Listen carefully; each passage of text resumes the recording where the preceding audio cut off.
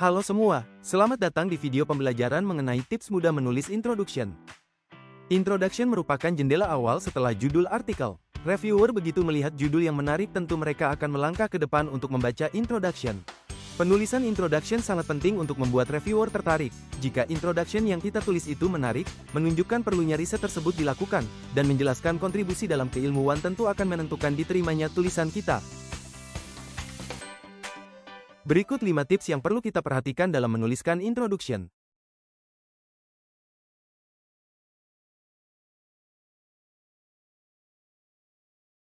Supaya lebih jelas penulisan pendahuluan atau introduction, kita bahas salah satu contoh artikel tentang panic buying dengan judul berikut dengan research frameworknya sebagaimana berikut.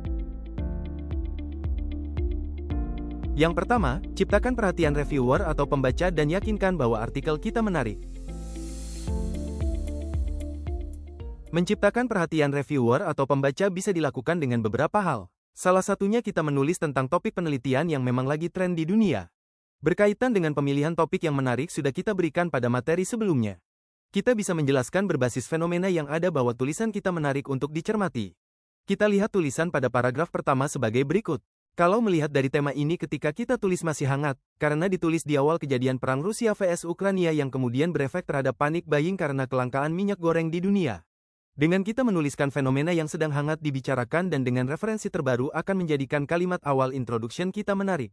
Dengan demikian kita telah menunjukkan kepada pembaca tentang menariknya sebuah tema yang sedang trending yang tentunya didukung dengan referensi terbaru.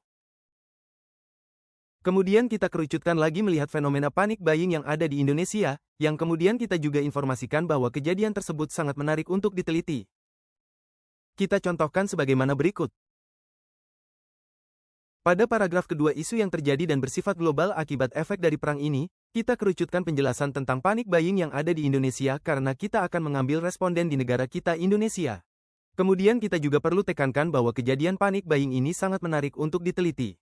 Ini penting untuk menginformasikan perlunya tema yang sedang hangat ini untuk diteliti. Ketiga, tulislah ringkasan dari penelitian-penelitian terdahulu apa yang sudah diketahui, diteliti berkaitan dengan topik tersebut dan apa yang belum diketahui, diteliti.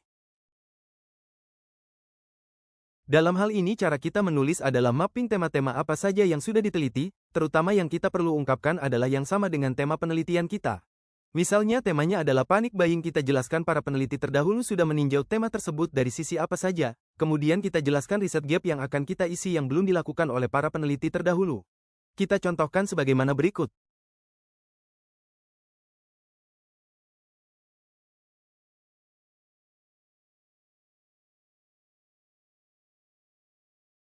Perlu ditekankan bahwa tulisan kita akan mengembangkan atau memperluas teori apa dan pentingnya mengadopsi variabel yang ada untuk menjelaskan panic buying.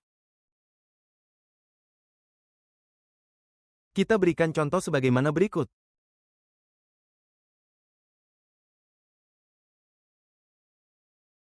Terakhir kita menjelaskan tujuan penelitian atau pertanyaan penelitian yang akan kita jawab dalam penelitian ini. Kita berikan contoh tujuan penelitian sebagaimana berikut. Mari kita contohkan sekali lagi supaya lebih jelas. Kita coba ulas artikel dengan judul sebagai berikut.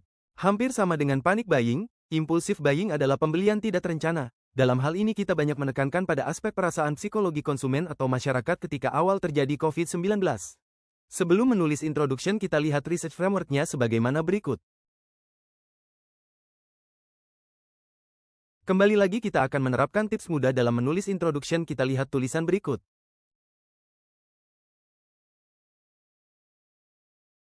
Sebagaimana di tip pertama, ciptakan perhatian reviewer atau pembaca dan yakinkan bahwa artikel kita menarik. Artikel ini kita awali dengan fenomena yang ada pada waktu itu, yakni ketika COVID-19 terjadi di tahap awal, kemudian terjadi panic buying, social distancing dan mal-mal yang tidak beroperasi. Paragraf kedua. Kalau di artikel awal kita masih berlanjut dengan mengerucutkan fenomena, dalam artikel ini kita langsung menginformasikan tip ini, tulislah ringkasan dari penelitian-penelitian terdahulu apa yang sudah diketahui, diteliti berkaitan dengan topik tersebut dan apa yang belum diketahui, diteliti. Kita menjelaskan penelitian-penelitian terdahulu kemudian kita menekankan bahwa artikel kita mengisi kekosongan dari riset-riset yang terdahulu belum dilakukan. Kalimat fill the research gap perlu disetkan supaya jelas terlihat oleh reviewer. Paragraf ketiga.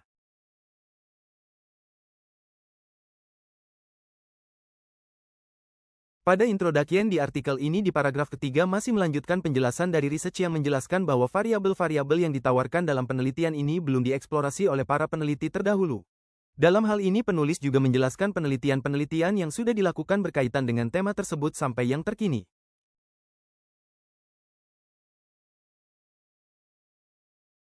Paragraf keempat.